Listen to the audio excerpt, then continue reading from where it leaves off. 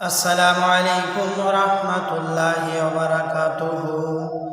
রাসূল সাল্লাল্লাহু আলাইহি সাল্লাম যখন গর্ভে আসলেন, তখন মা আমিনা কিছু অদ্ভুত বিষয় খেয়াল করতে থাকেন।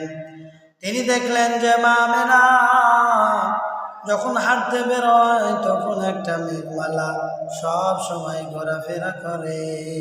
তার মাথার উপর যেন মা আমিনার গায়ে রোদ না লাগে। তিনি যখন কূপে যান পানি উঠাতে, তখন পানি নিচ থেকে উপরে উঠে আসে।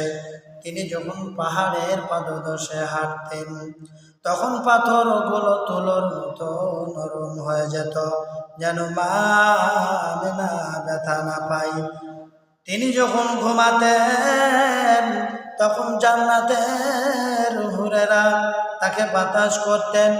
মা আমিনা যখন স্বপ্ন দেখতেন, তখন একজন নবীর সুসংবাদ দেন, আপনার গর্ভে সর্বশ্রেষ্ঠ নবীর আগমন ঘটবে। সুবহানাল্লাহ। আল্লাহর নবী, আল্লাহর রাসূল যখন মায়ের গর্ভে, এতগুলো সুসংবাদ আল্লাহ পাক দিয়েছেন। আমিন।